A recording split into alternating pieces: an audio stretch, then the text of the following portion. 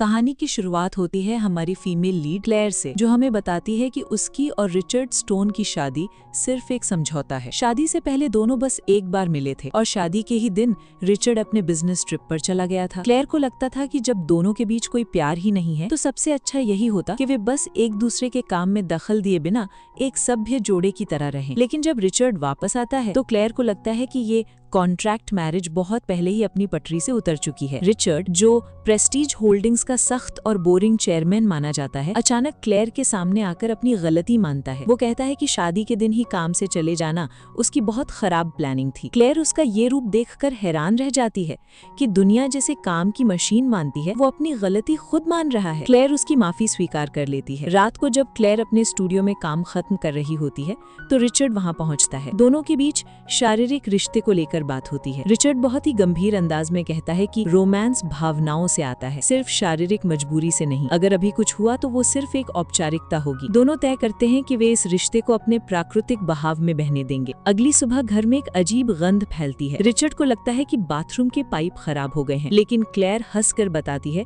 कि ये उसके नाश्ते यानी फर्मेंटेड बैम्बू शूट्स, बांस के कोपलों की महक है। रिचर्ड इस अजीब खाने को देखकर हैरान होता है। इसी बीच क्लेयर की माँ दोनों को शाम को मिलने बुलाती है। क्लेयर झिझकती है, लेकिन रिचर्ड तुरंत अपनी एक बेहद जरूरी मीटिंग को अगले दिन सुबह के लिए पोस्टपोन कर देता है ताकि वो क्लेयर के साथ उसकी माँ के घर जा सके। शाम को माँ के घर पहुँचने से ठीक पहले क्लेयर को एहसास होता है कि उसकी शादी की असली अंगूठी खो गई है। वो घबराकर नकली प्रॉप वाली अंगूठी पहन लेती है। जब वे अंदर जाने लगते हैं तो क्लेयर रिचर्ड से कहती है कि उसकी माँ की नजरें बहुत तेज हैं, इसलिए उन्हें एक दूसरे से प्यार करने का नाटक करना होगा। घर के अंदर जाते ही क्लेयर की माँ, जो बेहद रूढ़ी वाली सोच की है, क्लेयर को नीचा दिखाना शुरू कर देती है। वो कहती है कि क्लेयर को पत्नी बनना नहीं आता और अब उसे काम छोड़कर जल्द से जल्द स्टोन परिवार को एक वारिस यानी बेटा देना चाहिए। लेकिन तभी रिचर्ड बीच में बोल पड़ता है। वो क्लेयर का बचाव करते हुए अपनी सास से कहता है कि बच्चों की परवरिश में पिता का होना भी उतना ही जरूरी है और वो क्लेयर पर कोई दबाव नहीं डालना चाहता। कहानी आगे बढ़ती है जहां क्लेयर की माँ अपनी घटिया सोच का परिचय देते हुए क्लेयर को तंज कसती है कि अगर वो जल्द ही बच्चा पैदा नहीं करेगी तो स्टोन परिवार उसे दूध में से मक्खी की तरह बाहर फेंक देगा। ये सुनकर रिचर्ड चुप नहीं बैठता। वो तुरंत अपनी सास को मुंह तोड़ जवाब देते हुए कहता है कि जो परिवार बच्चा ना होने पर अपनी बहू को दोष देते हैं वो छोटी सोच और घटिया होते हैं और स्टोन परिवार ऐसा बिल्कुल नहीं है। तभी क्लेयर की बहन अपनी खुशी जाहिर करते हुए बताती है कि क्लेयर ने दुनिया का सबसे प्रतिष्ठित IPA गोल्ड अवार्ड जीता है और वो ये अवार्ड जीतने वाली सबसे कम उम्र की फोटोग्राफर है। लेकिन क्लेयर की माँ इस शानदार उपलब्धि की तारीफ करने के बजाय इसे फालतू का शौक कहकर खारिज कर देती हैं। उनका कहना है कि शादी के बाद एक औरत का काम सिर्फ घर संभालना है, बाहर जाकर अपना चेहरा दिखाना शोभा नहीं देता। क्लेयर जब अपनी जिंदगी के फैसले खुद लेने की बात करती है तो रिचर्ड एक बार फिर उसके साथ चट्टान की तरह खड़ा हो जाता है। वो अपनी सास से साफ साफ कहता है कि IPA गोल्ड अवार्ड दुनिया का सबसे बड़ा फोटोग्राफी सम्मान है और अपने पैशन को इस मुकाम तक ले जाना कोई छोटी बात नहीं है। वो क्लेयर के हर फैसले और करियर का पूरा सम्मान करेगा। घर से बाहर निकलते ही क्लेयर भावुक होकर रिचर्ड को धन्यवाद देती है। रिचर्ड सादगी से कहता है कि अपनी पत्नी की रक्षा करना उसकी जिम्मेदारी है। जब क्लेयर मजाक में कहती है कि वो उसे किसी कीमती जायदाद की तरह बचा रहा है तो रिचर्ड गंभीरता से कहता है, तुम कोई जायदाद नहीं हो, तुम मेरा परिवार हो। ये शब्द क्लेयर के दिल को छू जाते हैं।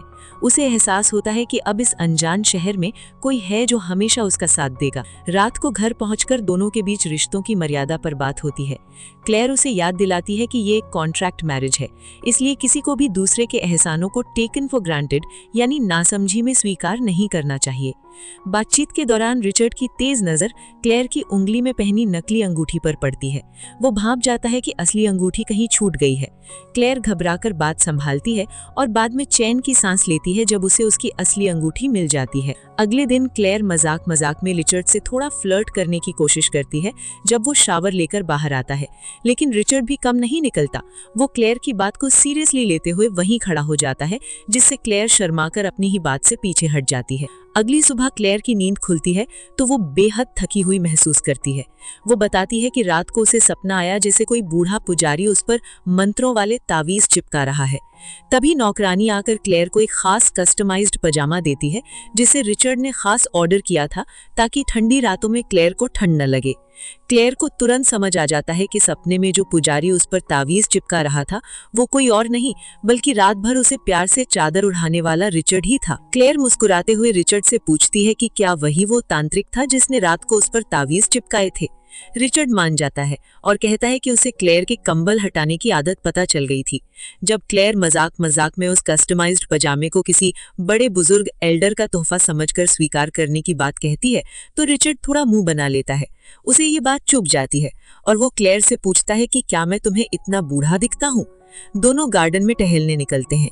जब क्लेयर घर के फूल तोड़ने की इजाजत मांगती है तो रिचर्ड सादगी से कहता है कि ये उसी का घर है और वो जो चाहे कर सकती है। क्लेयर मजाक में उसे पूछती है कि उसने इस अरेंज्ड मैरिज के लिए हाँ क्यों की, तो रिचर्ड चुटकी लेते हुए कहता है क्योंकि तुम बहुत खूबसूरत हो और मेरी पसंद हो। फिर रिचर्ड असली वजह बताता है कि वो क्लेयर की बुजुर्ग वाली बात से अब भी चिढ़ा हुआ है। वो कहता है कि मैं तुम्हारा कोई बुजुर्ग नहीं, तुम्हारा पति हूँ। क्लेयर उसकी इस बात पर हंस पड़ती है और कहती है कि ठीक है, अब वो अपने इन-लॉज से मिलने स्टोन फैमिली एस्टेट जाएगी। अगले दिन क्लेयर अपने स्टूडियो पहुंचती है। उसकी दोस्त मजाक में पूछती है कि सुना है रिचर्ड 30 साल की उम्र में दादाजी के साथ ताइची करता है, क्या वो सच में इतना बोरिंग है? इसी दौरान क्लेयर जब अपने कल की शूटिंग प्रॉप्स चेक करती है तो उसकी नजर एक नकली अंगूठी पर पड़ती है। वो ध्यान देती है कि जो अंगूठी इस वक्त उसकी उंगली में है वो बिल्कुल नई और असली है। क्लेयर को एहसास होता है कि जब उसकी अंगूठी खोई थी तो रिचर्ड ने चुपके से उसी डिजाइन की नई असली अंगूठी उसके ड्रॉअर में रखवा दी थी। रिचर्ड के इस बिना दिखाए प्यार जताने के अंदाज पर क्लेयर का दिल आ जाता है। इसी बीच क्लेयर की माँ फिर से फोन करके उसे प्रेगनेंसी सप्लीमेंट्स लेने और घर बैठकर बच्चे की तैयारी करने की हिदायत देती है। क्लेयर साफ मना कर देती है कि वो अपने करियर को बीच में नहीं छोड़ेगी। शाम को बारिश होने लगती है। जब क्लेयर बाहर निकलती है तो देखती है कि रिचर्ड खुद कार लेकर उसे लेने आया है। वो कार का हीटर बढ़ा देता है ताकि क्लेयर को ठंड न लगे। दोनों स्टोन फैमिली के पुश्तैनी घर पहुंचते हैं। रिचर्ड की माँ एवेलिन क्लेयर का बेहद प्यार से स्वागत करती हैं। वो रिचर्ड को शादी के तुरंत बाद बिजनेस ट्रिप पर जाने की सजा के तौर पर किचन में खाना पकाने भेज देती हैं।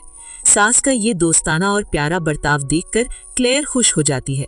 रिचर्ड की माँ क्लेयर को भरोसा दिलाती है कि अगर रिचर्ड कभी उसे परेशान करे तो वो सीधे उनसे कहे। वो मजाक में क्लेयर को अपना खानदानी वॉशबोर्ड देने की पेशकश भी करती हैं ताकि वो रिचर्ड को सीधा रख सके। पूरा परिवार एक साथ हंसते खेलते रात का खाना खाता है और क्लेयर को पहली बार एक सच्चे परिवार का एहसास होता है। ससुराल से लौटते वक्त रिचर्ड की माँ अपने पति से कहती है कि क्लेयर बहुत प्यारी लड़की है, लेकिन उन्हें चिंता है कि रिचर्ड जैसा गंभीर लड़का उसका ध्यान रख पाएगा या नहीं। वो चुटकी लेते हुए कहती है कि डिनर के वक्त क्लेयर ने जितनी बार स्पाइसी पोर्क को देखा उतनी बार तो रिचर्ड को भी नहीं देखा। घर पहुंचकर क्लेयर सीधे रिचर्ड से अंगूठी के बारे में पूछती है। वो बताती है कि उसे अपनी पुरानी अंगूठी स्टूडियो में मिल गई है, तो क्या ये नई अंगूठी रिचर्ड ने खरीदी थी? रिचर्ड बड़ी सादगी से कहता है, अपनी पत्नी की भावनाओं का ध्यान रखना मेरा फर्ज है। क्लेयर भी उसके लिए गर्म दूध लाती है और कहती है कि देर रात तक काम करने वाले पति की देखभाल करना पत्नी का फर्ज है। अगले दिन क्लेयर जब घर पर प्रोसेस्ड नूडल्स खा रही होती है तो रिचर्ड उसे रोक देता है और बताता है कि घर की शेफ एक सर्टिफाइड न्यूट्रिशनिस्ट है, इसलिए उसे बाहर का जंक फूड कम खाना चाहिए। उसी शाम क्लेयर का नया प्रोजेक्ट साइन होता है और वो अपनी पूरी टीम को बाहर पार्टी देने का प्लान बनाती है। वो रिचर्ड को मैसेज करके बता देती है कि वो आज रात खाना खाने घर नहीं आएगी। मैसेज पढ़कर रिचर्ड को लगता है कि कहीं वो क्लेयर पर जरूरत से ज्यादा पाबंदियां तो नहीं लगा रहा। वो तुरंत अपने असिस्टेंट एंड्रयू को कॉल करता है और क्लेयर के स्टूडियो में लड़कियों की पसंद के ढेर सारे हेल्दी और टेस्टी स्नैक्स भेजने का ऑर्डर देता है। थोड़ी देर में क्लेयर के स्टूडियो में स्नैक्स का एक विशाल बॉक्स, जिस पर मजाक में पिग फीड लिखा होता है, पहुंचता है। जब क्लेयर को पता चलता है कि ये उसके गंभीर पति रिचर्ड ने भेजा है तो पूरी टीम खुशी से झूम उठती है। सभी मजाक में रिचर्ड को बॉस का पति यानी बॉसेस हस्बैंड कहकर बुलाने लगते हैं। इसी बीच क्लेयर की माँ फिर से उसे फोन करके प्रेगनेंसी की दवाइयाँ खाने और करियर छोड़कर घर बैठने का दबाव बनाती है। इस बार क्लेयर उन्हें कड़ा जवाब देती है कि उसकी शादी कोई व्यापार नहीं है और उसका अपना करियर और स्पेस है। तंग आकर क्लेयर की माँ सीधे रिचर्ड की माँ से मिलने पहुंच जाती है। रात को जब क्लेयर घर लौटती है तो देखती है कि किचन का पूरा कैबिनेट रिचर्ड ने उसी के पसंदीदा स्नैक्स से भर दिया है। क्लेयर मुस्कुरा मुस्कुरा देती है और शेफ से पूछती है कि रिचर्ड को खाने में क्या पसंद है ताकि वो भी उसके लिए कुछ खास बना सके। क्लेयर की माँ सीधे रिचर्ड की माँ के पास पहुंचकर क्लेयर की शिकायतें करने लगती है। उनका कहना है कि क्लेयर बहुत आवारा हो गई है, दिन भर बाहर घूमती है और एक अच्छी बहू या माँ बनने के काबिल नहीं है। लेकिन रिचर्ड की माँ बेहद समझदार हैं। वो क्लेयर की माँ को करारा जवाब देते हुए कहती हैं कि क्लेयर आवारा नहीं बल्कि एक आज़ाद ख्याल और समझदार लड़की है। वो तो मजाक में यहाँ तक कह देती है कि उनका अपना बेटा रिचर्ड ही बहुत बोरिंग और सख्त है। क्लेयर का इस घर में आना स्टोन परिवार के लिए खुशकिस्मती है। तभी क्लेयर वहाँ अपने हाथ में स्नैक्स लेकर पहुँचती है। अपनी माँ को वहां देखकर वो स्थिति को संभालती है और बताती है कि वो अपने पति रिचर्ड के लिए देर रात का नाश्ता लेकर आई है क्योंकि वो ऑफिस में मीटिंग कर रहा है। रिचर्ड की माँ ये सुनकर बहुत खुश होती हैं और क्लेयर को खुद अपनी कार से ऑफिस छोड़ने जाती हैं। रास्ते में क्लेयर की माँ जब फिर से क्लेयर को ताना मारती है कि वो अपनी सास की चमचागिरी कर रही है, तो क्लेयर पलटकर कहती है कि आपने ही तो सिखाया था कि शादी के बाद सास का आदर करना बहू का फर्ज होता है। जब क्लेयर प्रेस्टीज होल्डिंग्स के हेड ऑफिस पहुंचती है तो स्टाफ उसका बहुत सम्मान के साथ स्वागत करता है।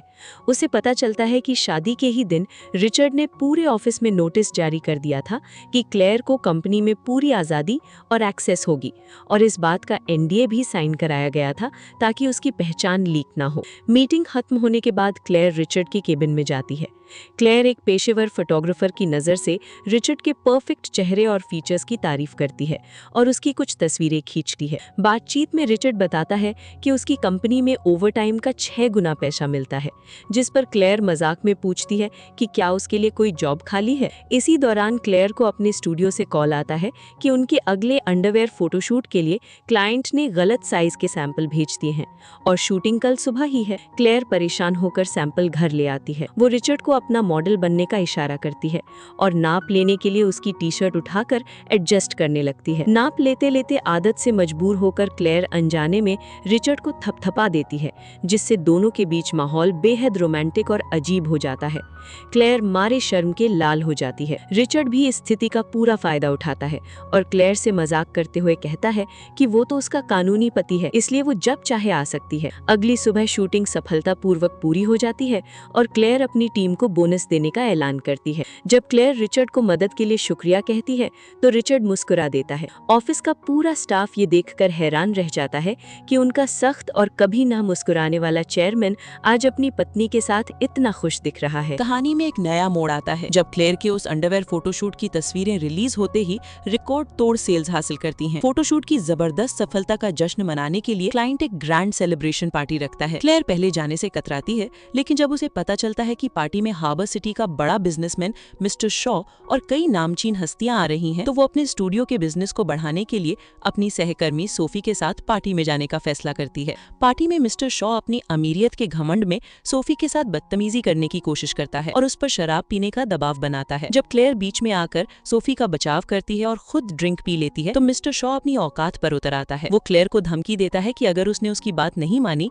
तो वो उसके छोटे से स्टूडियो को पूरी तरह बर्बाद कर देगा। क्लेयर बिना डरे उसे करारा जवाब देती है कि उसका स्टूडियो भले छोटा हो, लेकिन वो अपने स्टाफ के स्वाभिमान से समझौता नहीं करेगी। जब मिस्टर शॉ क्लेयर को हाथ लगाने की कोशिश करता है तो क्लेयर अपनी सूझबूझ दिखाते हुए उसकी हरकतों की ऑडियो रिकॉर्डिंग प्ले कर देती है और उसकी साख खराब करने की धमकी देती है। मिस्टर शॉ गुस्से में आपा खोने ही वाला होता है कि तभी वहां अचानक रिचर्ड स्टोन की एंट्री होती है। रिचर्ड का नाम और रसूख देखकर मिस्टर शॉ के पसीने छूट जाते हैं। जब क्लेयर रिचर्ड को बताती है कि मिस्टर शॉ ने उसके साथ बदतमीजी की है, तो रिचर्ड के एक इशारे पर मिस्टर शॉ की सारी हेकड़ी निकल जाती है। वो थर-थर कांपते हुए क्लेयर और सोफी से हाथ जोड़कर माफी मांगता है। क्लेयर भी बदला लेते हुए मिस्टर शॉ को एक थप्पड़ जल देती है। रिचर्ड अपने असिस्टेंट एंड्रयू को मिस्टर शॉ से निपटने का हुक्म देता है और क्लेयर को अपने साथ घर ले जाता है। कार में क्लेयर को शराब का नशा चढ़ने लगता है। वो रिचर्ड के कंधे पर सिर रखकर सुस्ताने लगती है।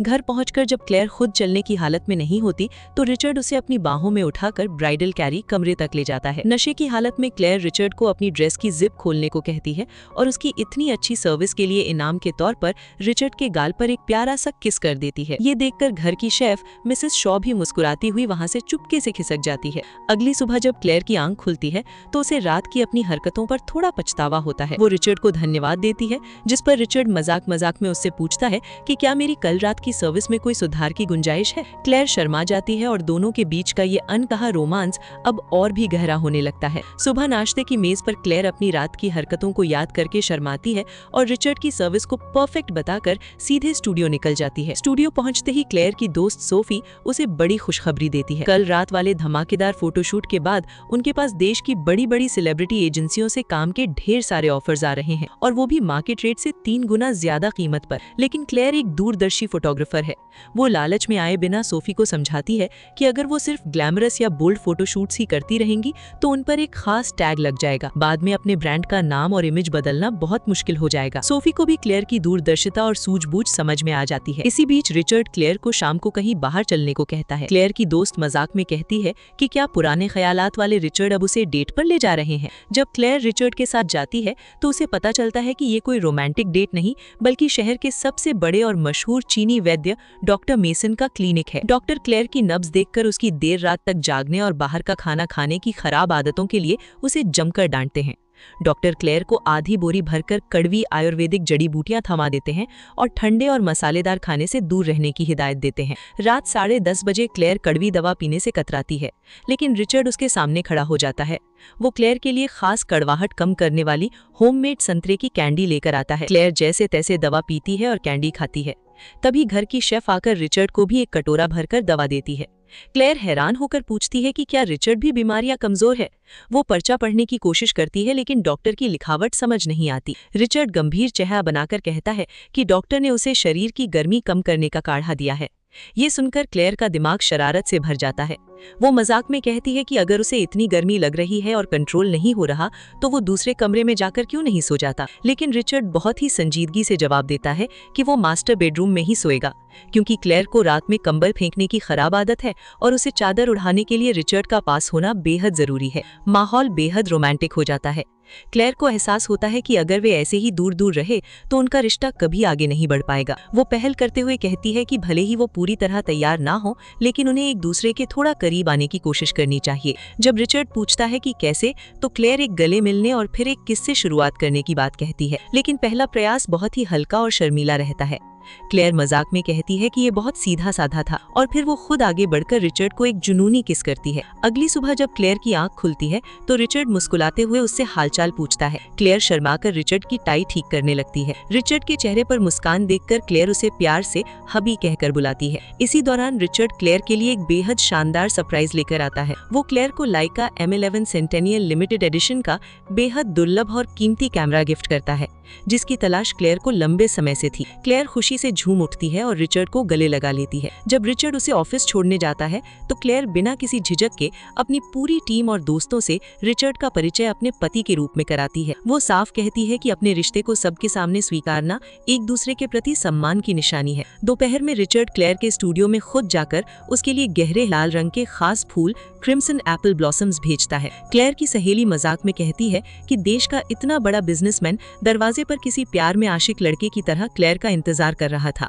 जब क्लेयर फूलों के साथ मिले कार्ड को पढ़ती है तो उसमें लिखा होता है, ये कोई माफी नहीं बल्कि इस बात का जश्न है कि कल रात हमारा रिश्ता एक कदम और आगे बढ़ा। रात को जब क्लेयर रिचर्ड के सीने पर हाथ रखकर उसकी धड़कनें महसूस करने की कोशिश करती है तो मुस्कुराते हुए पूछती है कि क्या जब कोई अपने पसंद के इंसान के पास होता है तो दिल की धड़कनें तेज नहीं हो जानी चाहिए। इसके बाद दोनों के बीच एक बेहद हसीन और नजदीकी मोमेंट आता है। जब रिचर्ड क्लेयर को बाहों में लेता है तो क्लेयर का चेहरा शर्म से बिल्कुल उन लाल फूलों की तरह लाल हो जाता है। दोनों का ये कॉन्ट्रैक्ट मैरिज अब पूरी तरह से एक सच्चे और खूबसूरत प्यार के रिश्ते में बदल चुका होता है। क्लेयर की दोस्त सोफी उसे चिढ़ाती है कि उसके चेहरे पर प्यार का निखार साफ दिख रहा है। सोफी क्लेयर को उन गहरे लाल फूलों क्रिम्सन एप्पल ब्लॉसम का असली मतलब बताती है। वो कहती है कि इन फूलों का मतलब एक तरफा प्यार यानी अनरिक्वाइटेड लव या सीक्रेट क्रश होता है। सोफी क्लेयर के दिमाग में ये बात डालती है कि क्या ये संभव है कि रिचर्ड सालों से चुपके से उस पर क्रश रखता आया हो और ये शादी कोई अचानक हुआ समझौता नहीं बल्कि उसकी सोची समझी प्लानिंग हो। क्लेयर पहले तो इस बात को मजाक में उड़ा देती है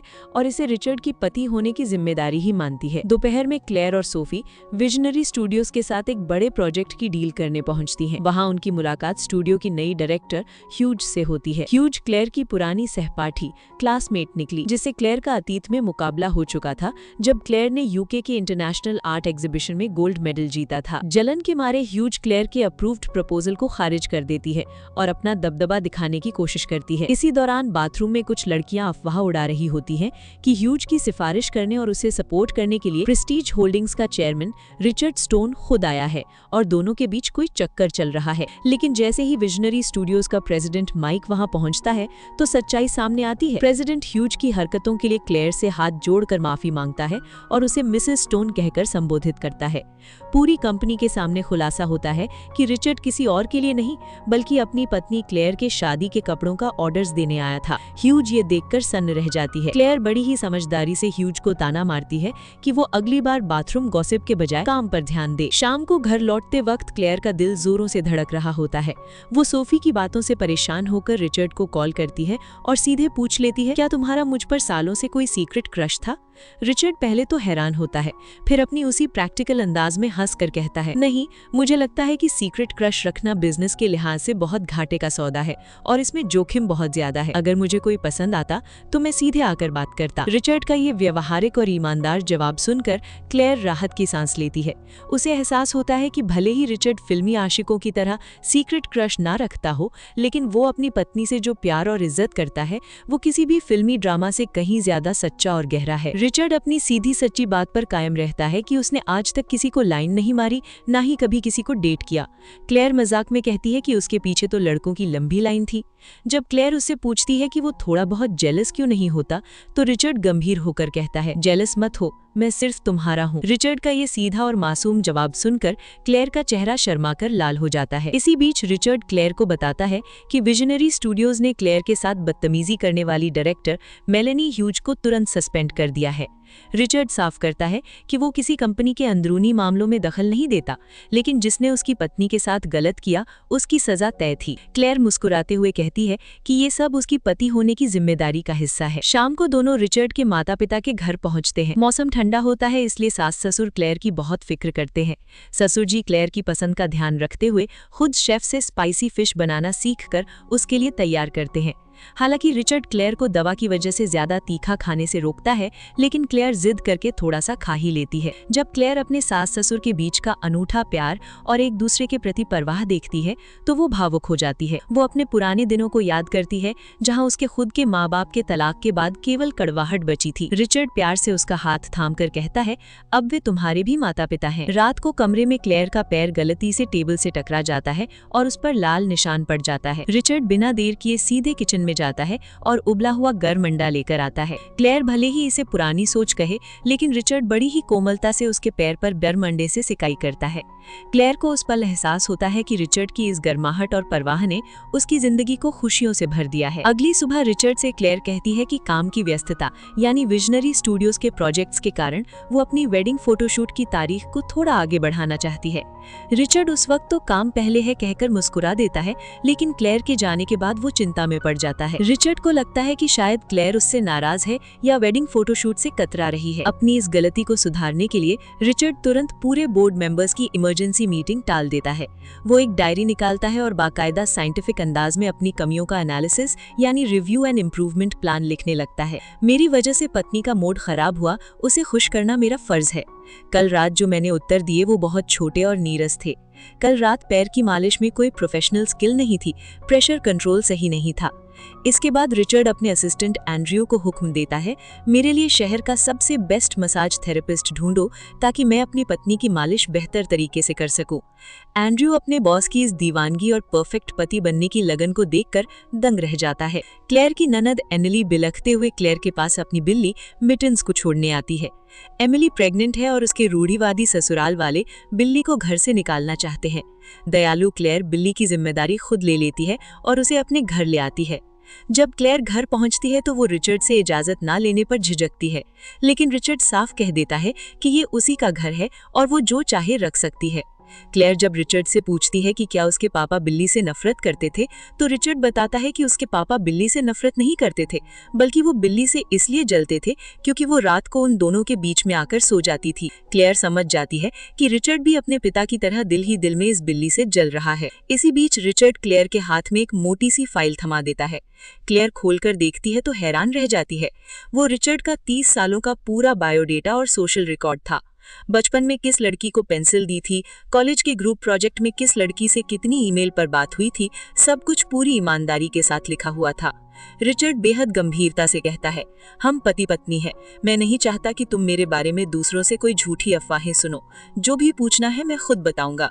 क्लेयर उसकी इस सादगी और निष्ठा पर कुर्बान हो जाती है। रात में क्लेयर के गर्दन में दर्द होता है तो रिचर्ड बेहद प्यार से उसकी मसाज करने लगता है। दोनों के बीच माहौल रोमांटिक होने ही वाला होता है कि बिल्ली मिटन्स म्याऊ म्याऊ करके बीच में टपक पड़ती है। जब क्लेयर बिल्ली के पास जाने लगती है तो रिचर्ड बिल्ली को कमरे से बाहर का रास्ता दिखा देता है, लेकिन जब क्लेयर बिल्ली के चक्कर में सोफे पर सोने चली जाती है तो रिचर्ड अपना सा मुंह लेकर रह जाता है। अगले दिन बिल्ली के रात भर म्याऊ म्याऊ करने पर क्लेयर डॉक्टर से पूछकर उसकी न्यूटरिंग यानी नसबंदी कराने का प्लान बनाती है। ये सुनकर रिचर्ड पुरुषों की बिरादरी का फर्ज निभाते हुए भड़क उठता है। वो कहता है नसबंदी बहुत क्रूर तरीका है, इससे उसका पिता बनने का हक छिन जाएगा। रिचर्ड तुरंत अपने असिस्टेंट को कॉल करके बिल्ली मिटन्स के लिए एक सुंदर फीमेल बिल्ली यानी बिल्ली की दुल्हन ढूंढने का ऑर्डर दे देता है। क्लेयर ये देखकर हंस कर लोटपोट हो जाती है कि रिचर्ड बिल्ली की मर्दाना ताकत बचाने के लिए कितनी मेहनत कर रहा है। दोपहर में क्लेयर के प्रोजेक्ट साइट पर रिचर्ड मिलने आता है। वहाँ क्लेयर का पुराना हाई स्कूल सहपाठी एलेक्स मौजूद होता है, जो कभी क्लेयर के पीछे पड़ा हुआ था। रिचर्ड जैसे ही एलेक्स से हाथ मिलाता है, जलन के मारे उसका हाथ इतनी जोर से दबाता है कि एलेक्स का हाथ लाल पड़ जाता है। जब क्लेयर रिचर्ड को चिढ़ाती है कि वो एलेक्स और बिल्ली दोनों से जलता है तो रिचर्ड साफ मुकर जाता है। रात को घर लौटकर रिचर्ड क्लेयर को बाहों में भर लेता है। वो कल रात की अधूरी दास्तान को आगे बढ़ाने की बात करता है। जब क्लेयर मजाक में पूछती है कि क्या वो तैयार है तो रिचर्ड सीधे आंखों में आंखें डालकर पूछता है, क्या अब हमारे बच्चे के लिए तैयार हो? रात के उस बेहद नजदीकी और रोमांटिक पल में जैसे ही रिचर्ड को एहसास होता है कि उनके पास सुरक्षा का कोई साधन नहीं है, वो तुरंत रुक जाता है। वो क्लेयर से साफ कह देता है कि वो उसकी सेहत के साथ कोई समझौता नहीं कर सकता, क्योंकि प्रेगनेंसी पिल्स क्लेयर के शरीर के लिए नुकसानदायक होती हैं। क्लेयर रिचर्ड के संयम और अपनी सेहत के प्रति इतनी गहरी फिक्र को देखकर हैरान भी होती है और उसका दिल रिचर्ड के लिए और ज्यादा प्यार से भर जाता है। अगले दिन दोपहर में क्लेयर की प्रेग्नेंट ननद एमिली उसे शॉपिंग के लिए बुलाती है। एमिली को लगातार भयानक मॉर्निंग सिकनेस हो रही होती है और वो बहुत कमजोर दिखती है। शॉपिंग के दौरान जब क्लेयर जूस लेने जाती है तभी एमिली की ननद जैनेट ब्लेयर अपनी दोस्त के साथ वहां आ धमकती है। जैनेट बेहद घमंडी और बदतमीज है। वो एमिली की बीमारी का मजाक उड़ाती है और उस पर तंज कसते हुए कहती है कि अगर वो लड़का पैदा नहीं कर सकती तो उसका ब्लेयर परिवार में कोई वजूद नहीं है। जैनेट यहाँ तक कह देती है कि एमिली के पेट में पल रहा बच्चा पनौती है और एमिली को तुरंत तलाक दे देना चाहिए। एमिली जब रोने लगती है तो जूस लेकर लौटी क्लेयर का गुस्सा 7वें आसमान पर पहुंच जाता है। क्लेयर बिना एक पल गंवाए आगे बढ़ती है और जैनेट ब्लेयर को जोरदार थप्पड़ देती है। जैनेट जब चिल्लाती है तो क्लेयर उसे 2-3 थप्पड़ और मारती है और कड़े लहजे में चेतावनी देती है कि अगर उसने दोबारा उसकी ननद या बच्चे के खिलाफ एक शब्द भी बोला तो वो उसका चेहरा बिगाड़ देगी। तभी अत्यधिक तनाव और घबराहट की वजह से एमिली बेहोश होकर गिर पड़ती है। क्लेयर तुरंत एम्बुलेंस बुलाकर उसे अस्पताल ले जाती है। अस्पताल में डॉक्टर एमिली की जांच करने के बाद बताते हैं कि बच्चा सुरक्षित है, लेकिन एमिली के शरीर के हार्मोनल लेवल्स बहुत खराब हैं। डॉक्टर क्लेयर को सचेत करते हैं कि एमिली को कोई जहरीली या अमान्य चीज पिलाई जा रही है जिससे बच्चे की जान को खतरा हो सकता है। जब क्लेयर कड़ाई से पूछताछ करती है तो एमिली रोते हुए सच उगल देती है। एमिली बताती है कि उसकी सास यानी मिसेस ब्लेयर उसे लड़का पैदा करने के लिए जलती हुई तांत्रिक भस्म या ताबीज के पानी पीने पर मजबूर करती है और मना करने पर उसे खाना तक नहीं देती। एमिली का पति भी काम के बहाने चुप रहता है। तभी एमिली की सास और जैनेट ब्लेयर अस्पताल के कमरे में पहुंच जाती है। जैनेट का सूजा हुआ चेहरा देखकर उसकी सास क्लेयर को थप्पड़ मारने के लिए हाथ उठाती है, लेकिन क्लेयर एक निडर शेरनी की तरह बीच में खड़ी हो जाती है। क्लेयर अपनी फोटोग्राफर वाली सूझबूझ का इस्तेमाल करते हुए उन्हें धमकी देती है कि ये एक पब्लिक अस्पताल है, अगर उन्होंने उस पर हाथ उठाया तो आधे घंटे के अंदर मीडिया और इंटरनेट पर खबर तैरने लगेगी। अमीर सास ने गर्भवती बहू को प्रताड़ित किया और अस्पताल में गुंडागर्दी की। क्लेयर साफ कहती है कि ब्लेयर कॉर्प के शेयर पल भर में जमीन पर आ गिरेंगे और सास को जेल की हवा खानी पड़ेगी। सास सास घबरा जाती है और एमिली को घर चलने का हुक्म देती है, लेकिन एमिली इस बार क्लेयर के साहस को देखकर खुद के लिए खड़ी होती है। वो अपनी सास के मुंह पर चिल्लाकर कह देती है कि वो अब कभी उस नर्क जैसे घर में वापस नहीं जाएगी। इसी बीच जब रिचर्ड को पता चलता है कि ब्लेयर परिवार ने अस्पताल में क्लेयर पर हाथ उठाने की कोशिश की है तो उसका पारा चढ़ जाता है। वो तुरंत अपनी गाड़ी निकालता है और ब्लेयर परिवार को उनकी असली औकात दिखाने के लिए सीधे एक्शन में आ जाता है। अस्पताल के ड्रामे के बाद जब क्लेयर अपनी माँ की घर पहुंचती है तो वहां पहले से एमिली की सास यानी इलेना और उसकी बदतमीज बेटी जैनेट मौजूद होती हैं।